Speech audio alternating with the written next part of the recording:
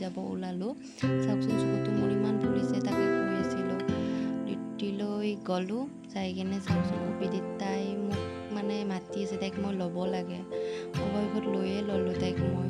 ডিউটিৰ পৰা ওলালোঁ, ওলাই কিনে এতিয়া মই মাছ ল'লোঁ আৰু অকণমান চব্জিও ল'লোঁ, কিবাকিবি ল'ব লগা আছিলে।